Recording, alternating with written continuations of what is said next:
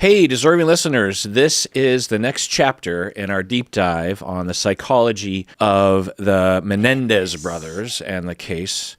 I knew nothing about this going into it, and so everything that Berto's telling me is completely new to me, and I have been shocked, and we're now at the point where Berto's going to reveal to me the result of the criminal trial, and I don't know which way it's going to go. So let's find out today. This is the Psychology in Seattle podcast. I'm your host, Dr. Kirk Honda. I'm a therapist and a professor. Who are you, Berto?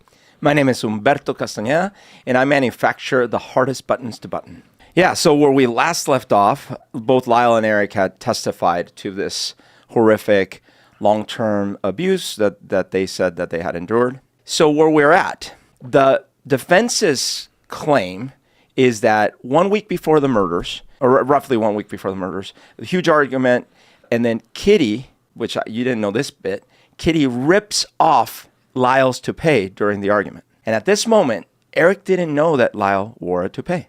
And, you know, people wear toupees, people go bald and stuff, but you would think this would be a big moment, right? Like you have your brother, you look up to your brother's 2 years older, and this whole time he's been wearing a toupee, he never told you. So it's a big deal. And also, in the argument, like the mom's so angry that she rips off. By the way, that must be really painful too, right? Because I'm imagining that stuff's like glued in, like, I don't know, but it just sounds painful. All right. So to comment just a little bit on the fact that Eric didn't know, because it sounds like Eric and Lyle were pretty close. Yeah. But we don't really know how close they were on a daily basis. But the thing that I think about is that in families where they are keeping really horrible secrets, like dad is regularly raping the kids, mainly the younger boy, Eric, then there are mechanisms in place that are very tried and true to keep the secret and to keep everyone in denial, to even be in denial yourself. So you don't raise the question accidentally, or you don't feel the conscious strife of living in a world that looks one way but really is another. It's just easier to believe the lie or to go into denial like everyone else, because then you don't consciously register that there's a rub there. You know what I mean? So not only that, but there's just a general fear of revealing things that are shameful or that people are trying to suppress. And people who emerge out of families like this might come across someone who, I don't know if this is true, but I could see someone emerging out of a family where there was horrible secrets like sexual abuse, molestation, maybe sometimes alcoholism or drug addiction that is being kept secret, and everyone knows you have to walk on eggshells around that they could grow up and they're 35 and they're hanging out with a friend and their friend has a booger hanging out of their nose.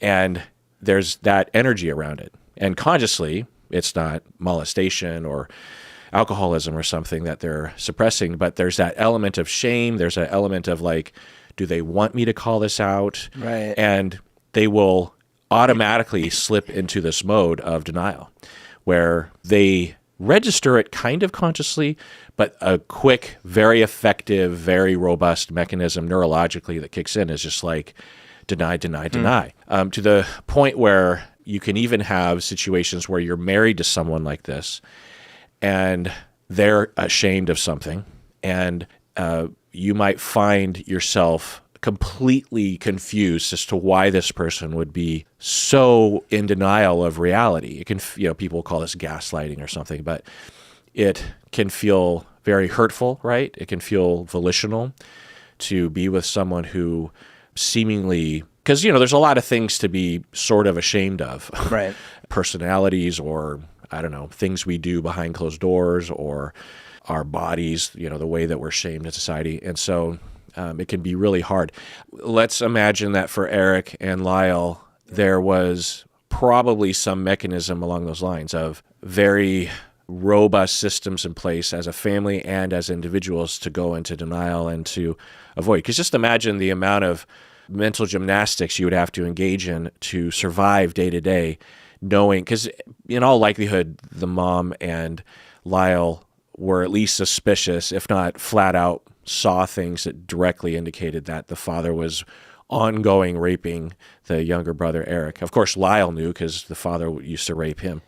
So, Well, Lyle didn't know that he was raping Eric. well, But he Lyle says he doesn't know. Well, fair enough. But Lyle definitely knew two things. He knew that the dad was abusive to both of them and had sexually abused Lyle and was still abusing him mentally, verbally, and I don't know if still physically, not sexually, but so like at the very least, he knew that there was abuse happening the whole time, Right. whether it was labeled that way or not.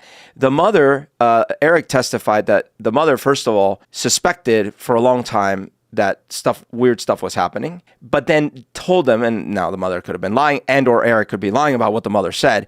But Eric says the mom told him that she always knew that what the dad was saying, but that it like basically blamed Eric. It's like, hey, this is your fault. Your father has to discipline you the way he sees fit. That kind of thing. Again, this is Eric's claims, but yeah. So I don't know Lyle's situation, but I highly suspect that if he hadn't been abused, and if he had just been plucked out of society from a different family, from a different household, like a good household that didn't have these kind of secret mechanisms, that he would have had questions as a child.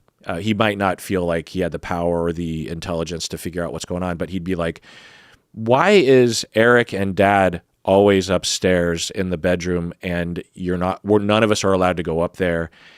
And I will talk with Eric afterwards, and he seems really upset or whatever. Yeah. So things like that. But I'm just imagining now what it would be like to be 20, 18 years old, Eric and Lyle, and they're emerging into their adulthood as people that have agency, right? I don't know if that had anything to do with it. For the two of them, it's like, well, Eric is finally 18. I would see that a lot in my work with families, that there would be a lot of conflict for various different reasons. And there would be this magical legal threshold upon turning 18 that finally the kid could run away and stay away.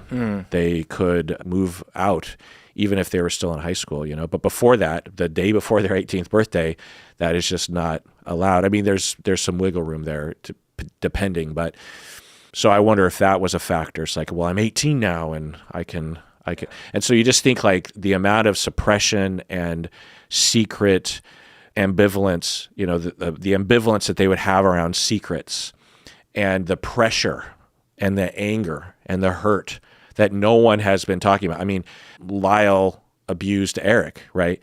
And had never even talked about, and the shame that Lyle felt, the shame that everyone felt, and just the pain that would build up. I mean, just, if I had gone through just one day of what Eric had gone through, that would be a lifetime of pain for me. He was going through this all every day. Yeah. And so you just imagine the rage and the anger and the frustration and nowhere to turn, and the fear of the father, which I guess I don't know if there's going to be more data, but would anyone in their positions actually conclude that they were in mortal danger of the dad potentially targeting them with serious bodily harm or fatal attack or something?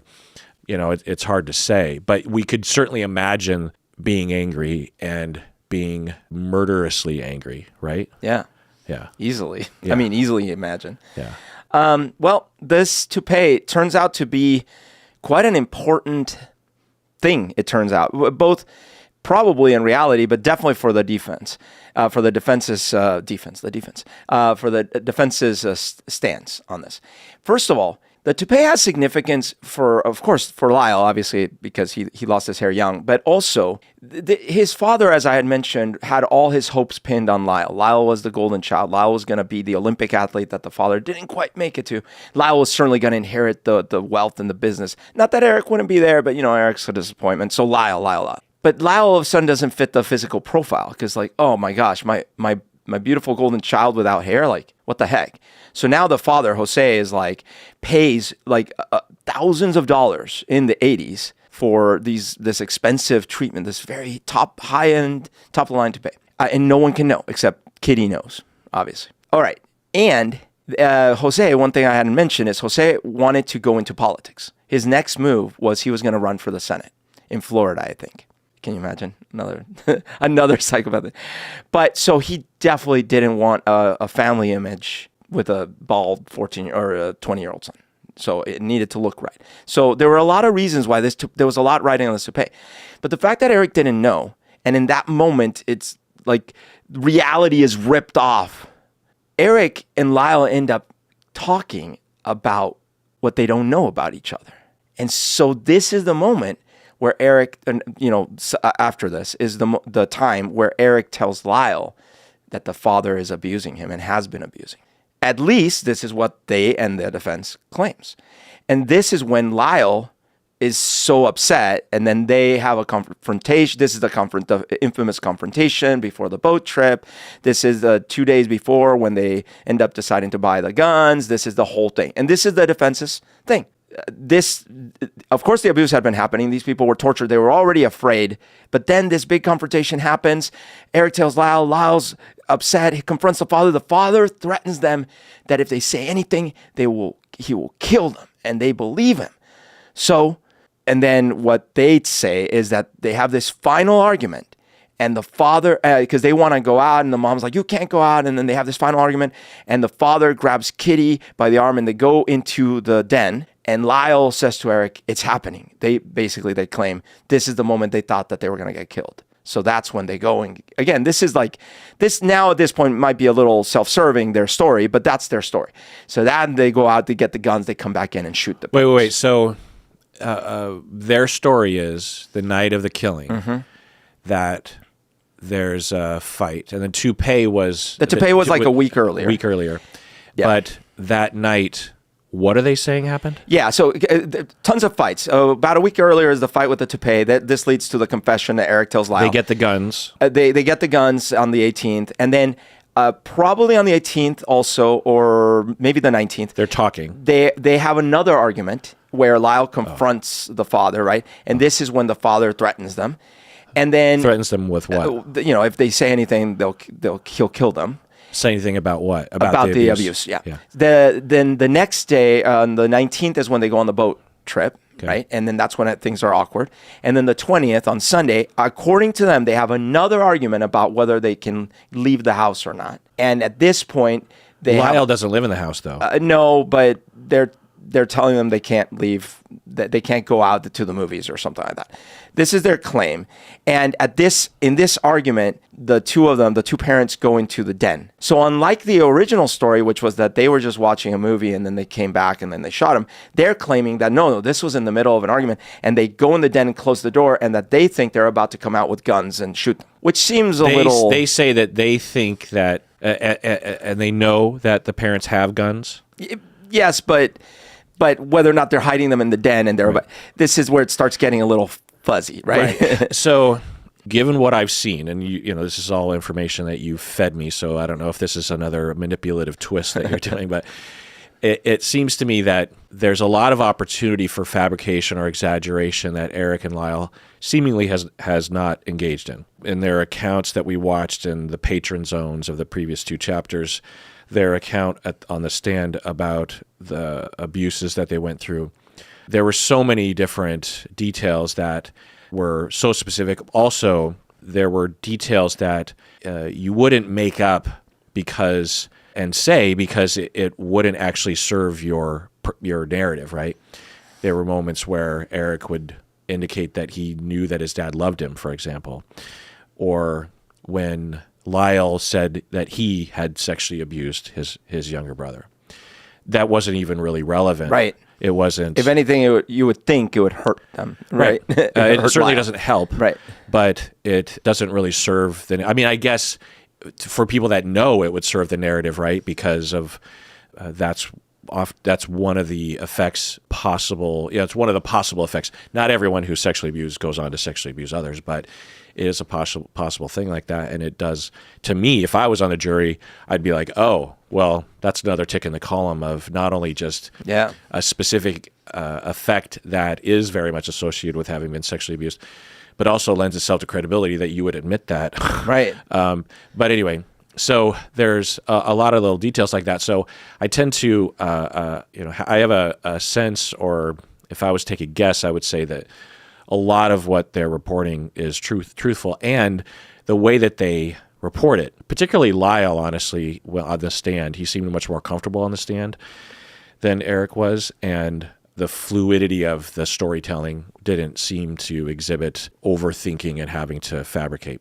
Yeah, people can lie well, so there's no way to detect that sort of thing, but it just kind of had that look to it. Anyway, and if they were truly just going to go for it in terms of fabricating, they would have a better defense for that night. They would say something like, they came at us with guns, and they shot at us, and we ran into the room, we got our shotguns, and then we had a shootout, and I killed them, or we killed them, and then we disposed of all the guns, because at first we were just afraid. So that's why you don't see any guns or any shells or any evidence of that sort of thing. Because then it's like, okay, well, that's pretty clear that it was either you or them. Yeah. They started, they were Han Solo. They shot first, right? Or something like that. Like the dad was, brutally beating Eric and was strangling him or something. And so then I got a gun and then I shot and then Eric got his gun, or something more theatrical or more obvious. Yeah. But their story is, there's two stories that we've heard. One is that they got the shotguns and they just had a sense that eventually it was going to come to us or them, and so they preemptively took out the parents while they were watching TV, and there was no immediate threat. Their second story is that they left the room and there was an implication there of a potential immediate threat, and so then they decided to come in shooting. So, and to be clear, the second story is the only one that they presented on the stand. Right. In their testimony, this was their new official story. But the first story was the story that they initially told, or no, the story that they told a therapist. Right. Right. Yeah. Which kind of makes you believe that story more, right? Because they don't think that this story is ever going to get out. Right. So that even fits. So my big point here is that I wouldn't be surprised, and there's no way to know, but I wouldn't be surprised if the original story is what happened, but once they got to the lawyers or thought about it, they said that's not enough to claim self-defense, that at some point in the distant future, right, the parents might use deadly force against you. Like you can't, like Minority Report, you can't have a precog. Yeah. So there has to be an imminent, immediate threat. But because the boys aren't super liars, and they don't fabricate like in a silly manner, they just add a little detail. It's still not like obviously imminent threat, but there's some immediacy to it that's added, right? So tell me, what is it that remind me? So they said that they left the room in anger and said, "We're gonna get you," or something. Yeah. So they're in the heat of this horrible argument after a week of horrible arguments where they've been already threatened, right? Don't say or we'll kill you. And in the heat of this horrible argument, the father, Jose, grabs Kitty by the arm and goes to the den and shuts the door. And that in that moment, Lyle is like, it's happening. We got to do it now. So then they get the guns and they go and they follow the parents into the den. They go get the guns, they come back, open the door to the den, and go and shoot them. Right. So their defense lawyers undoubtedly said, "Are you sure that's what's happened? Is that it?" Right. Because the lawyers know that's not self-defense. Because couldn't you entered the room. Right. You could have ran. Because you could have said they found the guns. The parents found the guns. And they were like, "What? Are you trying to kill us?" Or they were fighting over the gun. And they were fighting over the guns. Yeah. And then we had to wrestle them off, and accidentally a shot goes off, and now we got it. So they're still they're sticking to the original story. And maybe this was strategic too, because they knew they had those recordings. Who knows? But you could see them saying, "Well, we're going to stick to the truth. Yeah. Either way, we did enter the room and shoot them. And could we say that we got in an argument earlier? Yeah, because we did. Could we say, and sort of even just manipulate our memories a little bit to claim that as they went into the den, because that's what did happen, there was an implication of threat there? Yeah, I could say, it has that feel to it. Right. And it's such a tragedy, I think, because, I don't know, I wonder what the consensus is among a jury of one's peers, right? Independent of the law, is it moral or immoral or some gradient in between Right. for the boys, if we believe the boys' story, which is not hard to believe. Is it okay for them to have should they, because sometimes there will be situations like this legally where someone will be convicted, but the judge and everyone will kind of agree that it should be time served or 1 day or probation or something. It's like, yes, first degree murder, that's what happened. So convicted, guilty, but sentencing, time served. Because we don't think, the justice system at its core is preventative, right? We're not trying to morally punish people. We're trying to prevent future crimes from happening, presumably, or rehabilitate. And do we believe that Eric and Lyle are going to kill anyone else in this world, aside from themselves? Tragically, honestly, I mean that's the biggest concern of any. Maybe it's that kind of situation, or again, just one juror just has to say, I think there's enough there that it's beyond a reasonable. It's not beyond a reasonable doubt. There's some reasonable doubt that it was self-defense. So I don't know. I'm just sort of in this space. So, if you step into my shoes, Berto, not knowing what the result was, and I encourage y'all to think about this in the audience. What would need to happen? Because another angle to this is if you're one of those people that feels bad for them, maybe even rageful against the parents, and you think, no, these boys should not be punished. Well, what message are we sending to the world that upon being abused, you have license to kill your parents? You have license to kill your perpetrator? And maybe is that... And what's the threshold? Like how much abuse? So right. Yeah. What about spouses? Right. What about a bully at school?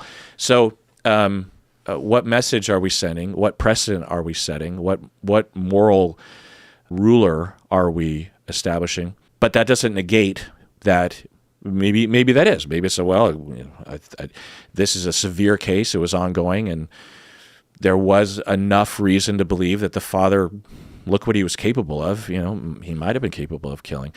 But Berto, what would you say?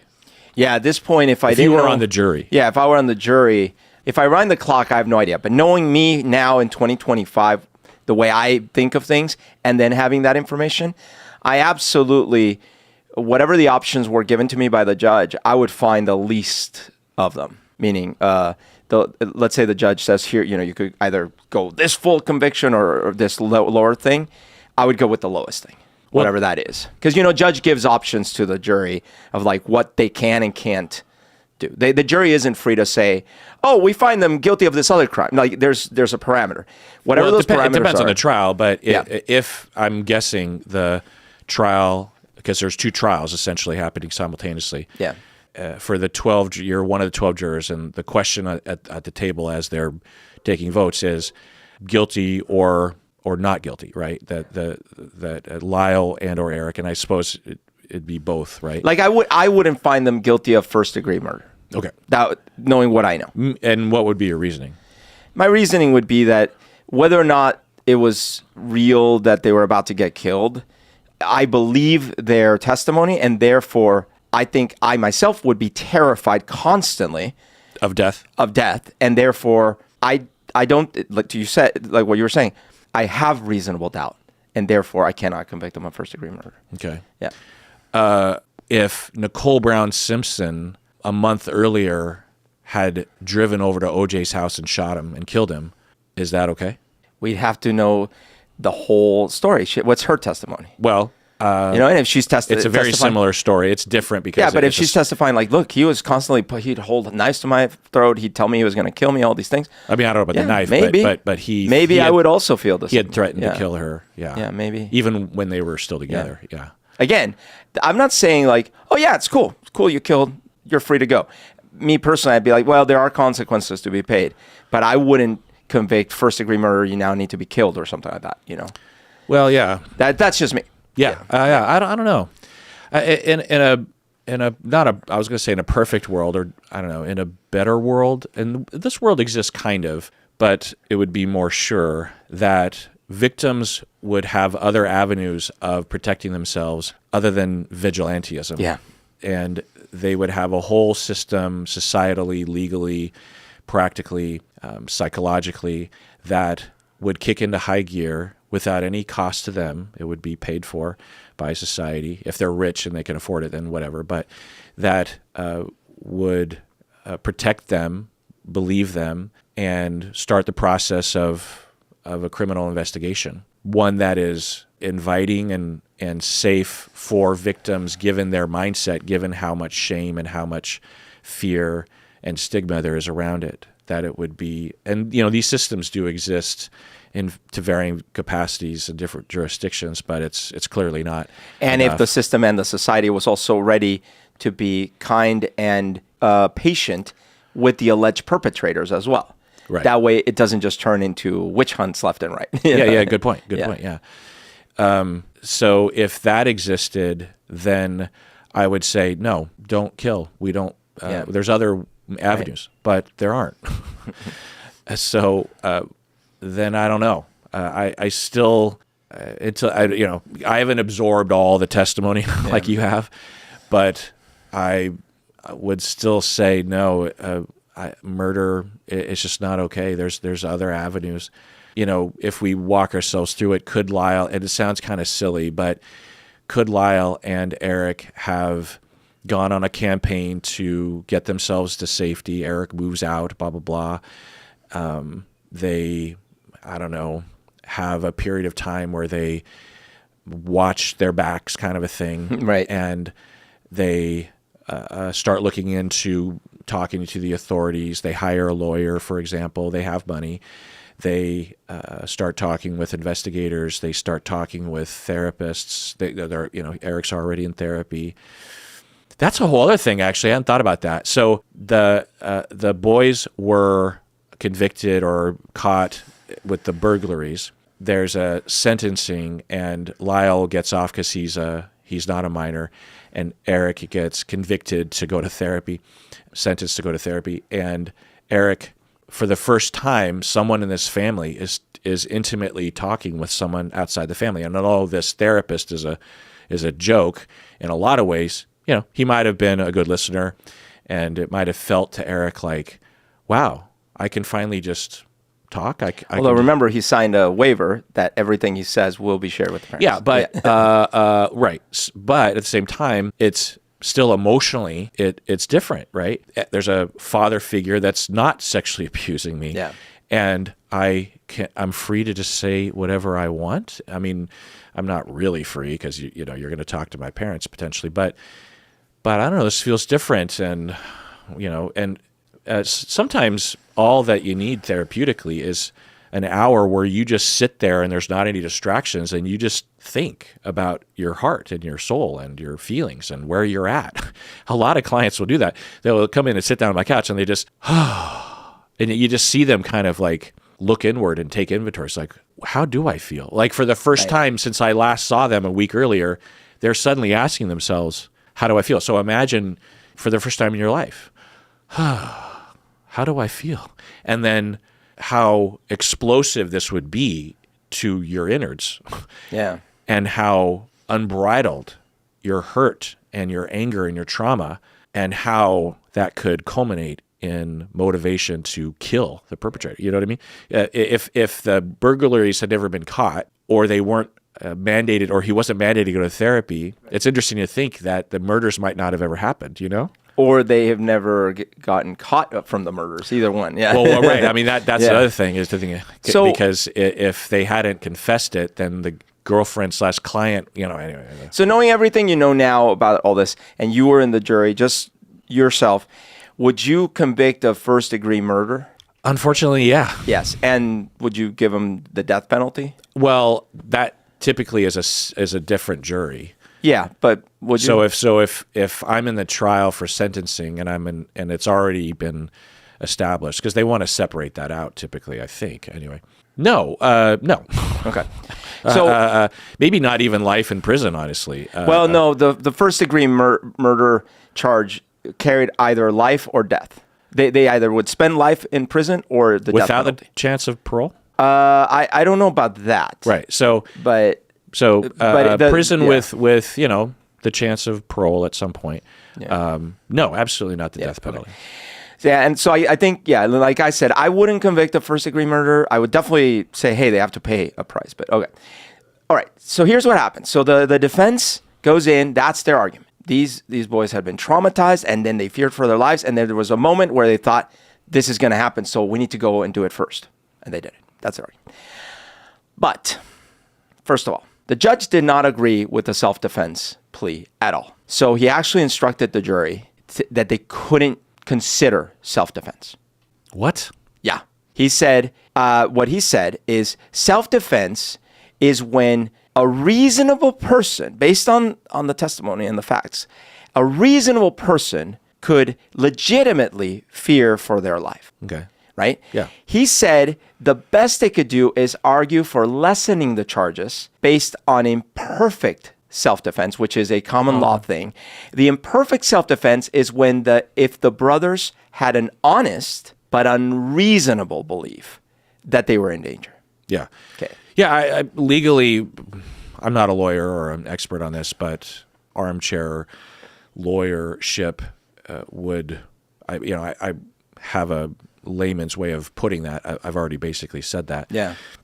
And as a juror, I would appreciate that option because that would appeal to me. I'd be like, oh, okay, well, yeah. Thanks for making it simpler. I don't think it was self-defense, but I don't think it's the spirit behind the charge of first-degree murder. Right. So he took away the option of acquittal. So that was not even on the table.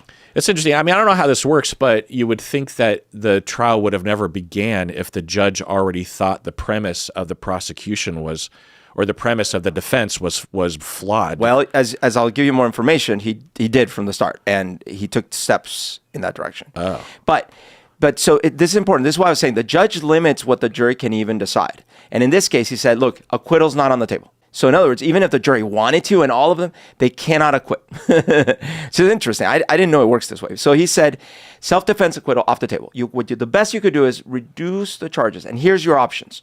First-degree murder, second-degree murder, voluntary manslaughter, or involuntary manslaughter. Wow.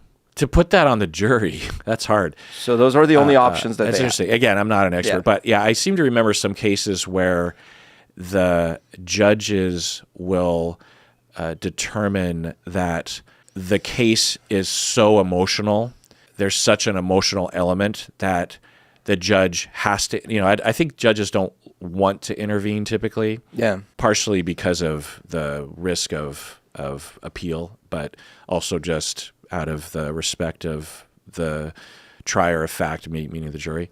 But I think there are some times where the judge will say, this is too hard on a jury.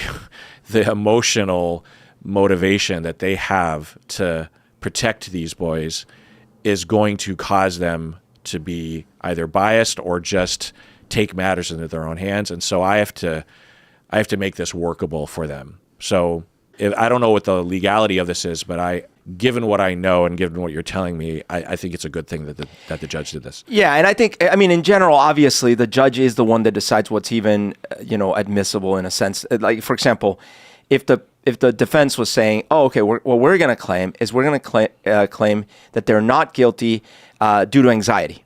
And the judge is like, that's not a thing. I find the statute. I don't know what you're talking about. No, you can't. That can't be your defense, right? Like, defense. And so in this case, it sounds like it was within his purview to say, like, okay, here's the rules. Let's take a break. Yeah. And when we get back, we'll find out the rest of that sentence. All right, we're back from the break.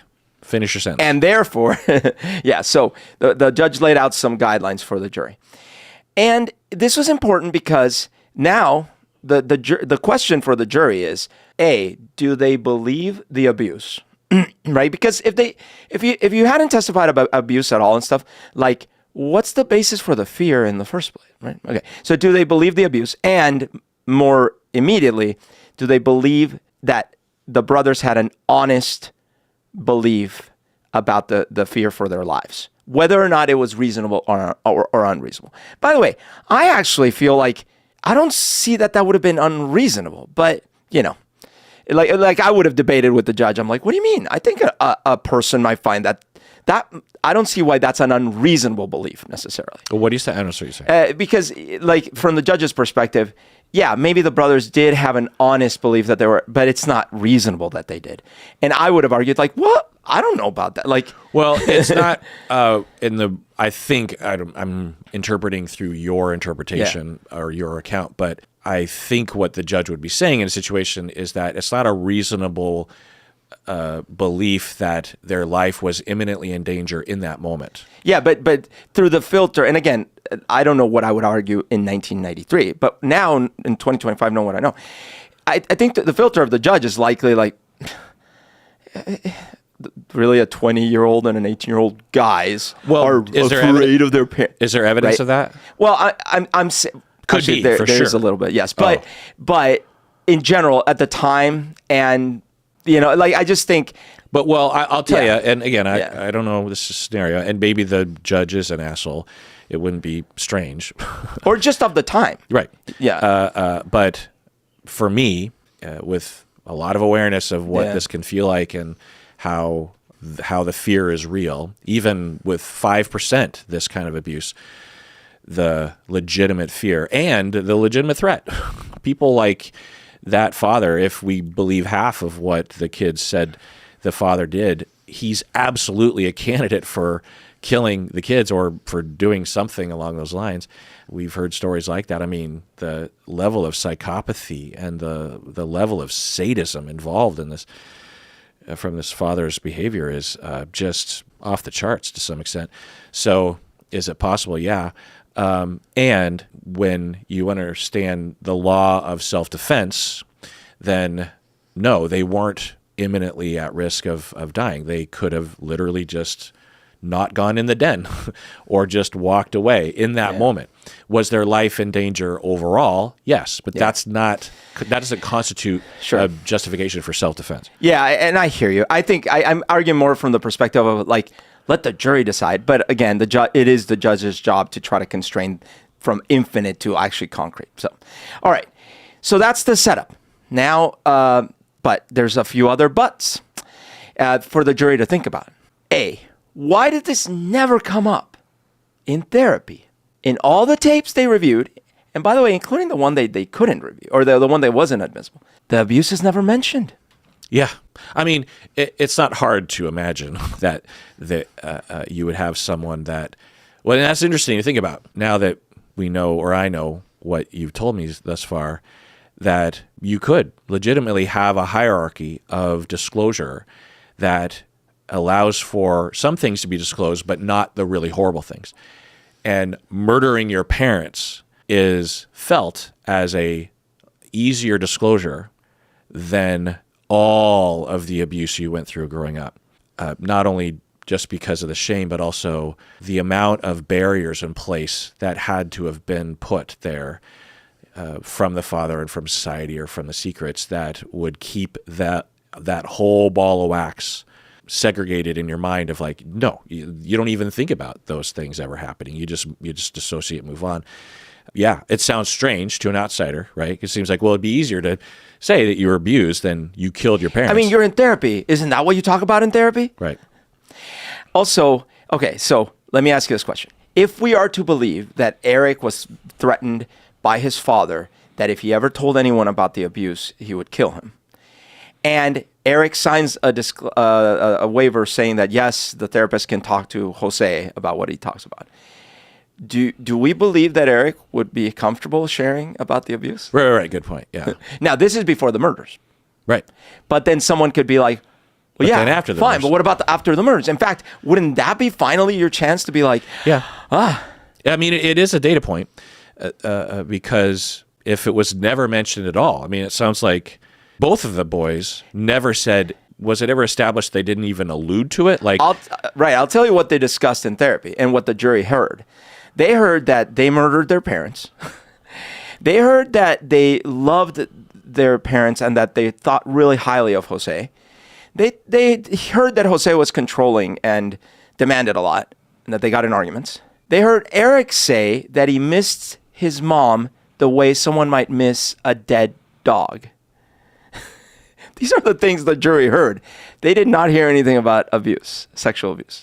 Yeah, but I assume there was an opportunity because Dr. Ozio was on the stand, that if there was a positive answer to the question of whether or not, generally speaking, the boys had ever told Dr. Ozio of having been abused, even to some extent, not just demanding and high-achieving sort of parent, then I assume that the defense would have asked that question, and that was never. No. So by conclusion, we could say that Dr. Ozio, if we did ask him, did Lyle or Eric ever allude to physical or sexual abuse of any kind, however small, Dr. Ozio would have said no. I just heard about a highly demanding parent who was perfectionistic and really wanted his kids to achieve in school and in sports and in life.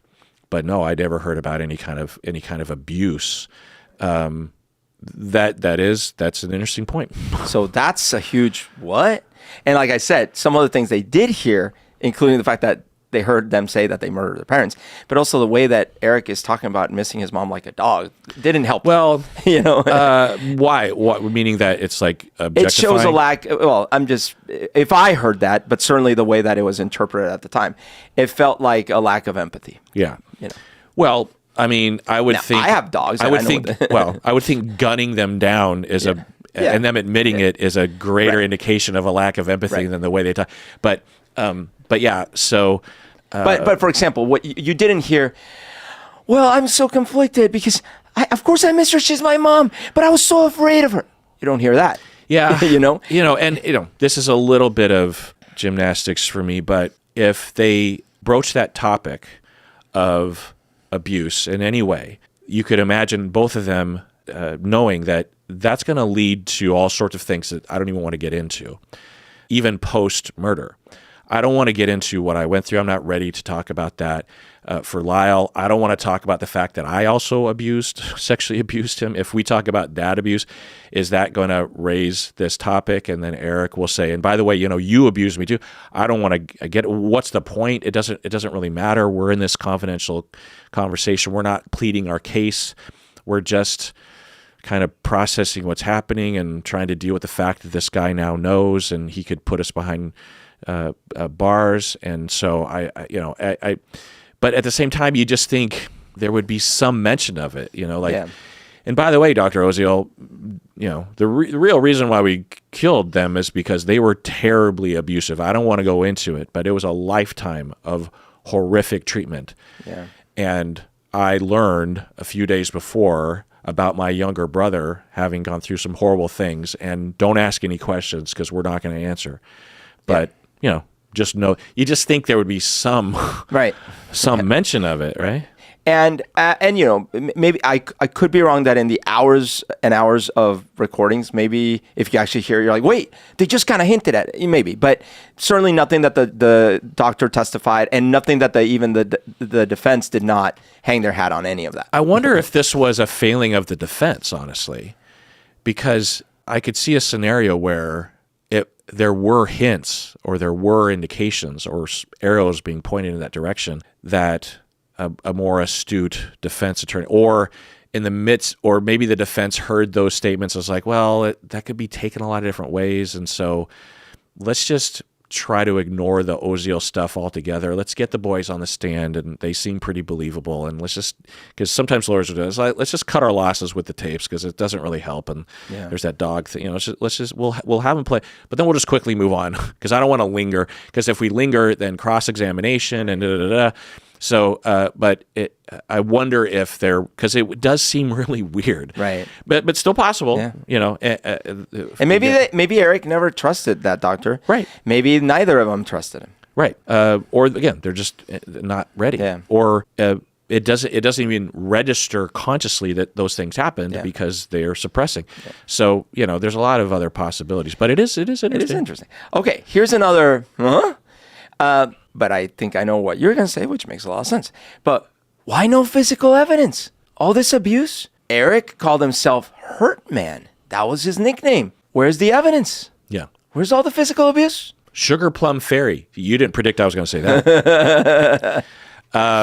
Yeah, of course. Well, Oh, so you just disproved the simulation hypothesis, because then, you know. of course, the vast majority of abuse victims who will have physical marks that are a direct result of the abuse, either sexual or physical, it's never documented because they don't go to the physician, and if they do, they say it was something else. I mean, I will say that the prosecution would be irresponsible not to bring up that point, because that is a point. You know, there is no physical evidence of any of And this. they brought it up. Yeah, but yeah. Yeah. They did bring up, the defense brought up one piece of evidence. When Eric was 7 years old, he went to the hospital because he had, sit down, brace yourself. He had a throat. So trigger warning. So a lot of the horrible, a lot of the horrible things that are about this case, which are truly, truly horrible. Some of the most horrible things we've ever discussed. Some of the most horrible things that have ever happened for humans was in the patron zone. So this is an illusion. You're not going to go into gory details, but it's going to refer to the gory details. So seriously, trigger warning about abuse and rape and sexual abuse. So he had a throat, which is where I stopped last. He had a throat injury, which the defense had a witness, an expert witness testify could be caused by sexual interaction. Yeah. But the prosecution got that same witness to admit that it could be caused by other things too. Yeah. Yeah.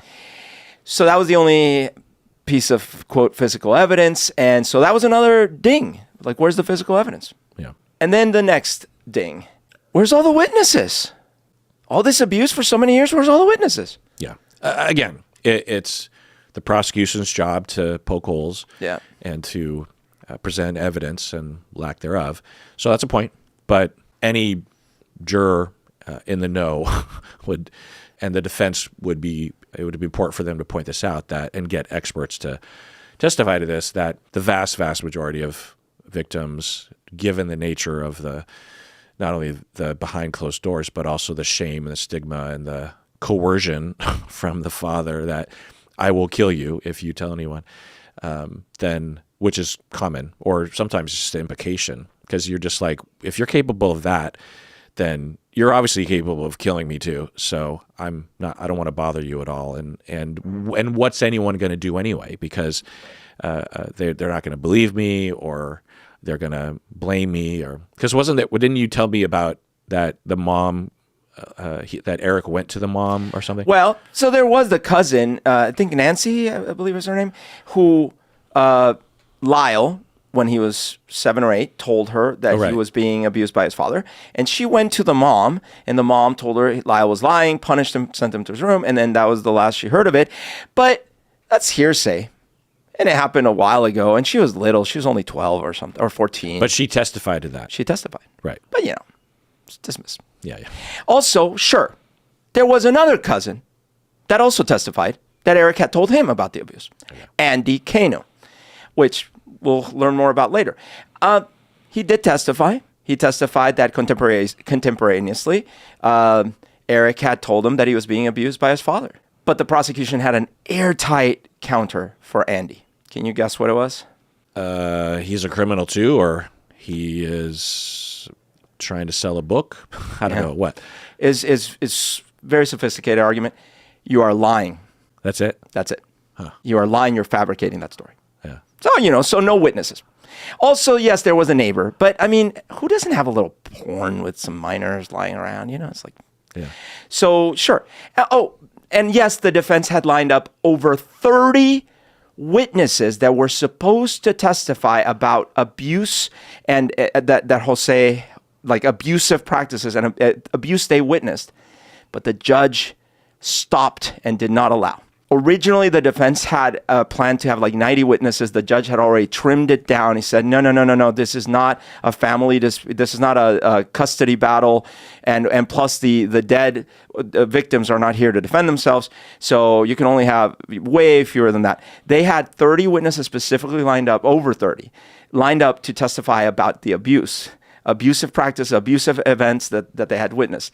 The judge didn't allow it. These are coworkers who. I don't know who they were. They were relatives, co-workers, like people that had witnessed them being Jose being abusive to his sons. Oh, Like not necessarily the sexual abuse part, but the physical or the all or the sorts verbal. of things. Yeah, I don't know because that was never allowed. So we don't have that testimony. I mean, I thought what you're saying is that the judge prevented, I don't know, character witnesses like coworkers who said, yeah, he was a jerk face at work, which I don't know the legality of that, but I could maybe understand the justification. But if there were people who were witnessed or had heard about the father being physically abusive in general to the boys, then my goodness. Yeah, no, we're just going to cut all that off. Huh. So the ones we heard from are the only ones that happened before the judge made that ruling and cut off the rest of the witnesses. So there was an allowance for witnesses, and then at a certain point, the judge said no more? Well, he was saying, this is not relevant. These kinds of things are not relevant to the case. You're done with witnesses from this direction. Huh. So he cut it off. Okay. So, but so I guess no witnesses. So also, another ding that the jury would need to consider is they're 18 and 20. They're free to go. Like, what's the problem? You're adults. And sure, Eric had testified that his dad had basically told him that he still had to be at the house. Even at first he had said, no, you can't go to another college. You have to live at home. Even after he relented, he's like, well, you're still going to live in the house essentially several days a week. But it doesn't matter. Okay. So because of all that, that was what the jury was going in to deliberate with. All right, well, let's take a break. Yeah. After the break, We will find out what happens. you all probably know because you pay attention to the news. I have no idea. The way it's headed, it kind of sounds like Berto is upset that the jury actually convicted of, I'm guessing, a lower charge. That's my guess. And that they did go to prison. Berto seems pissed off about that already. I'm a happy camper. So that's my prediction. But, who knows? But if you want to hear the rest of this chapter, become a patron. Otherwise, please take care of yourself because You deserve it.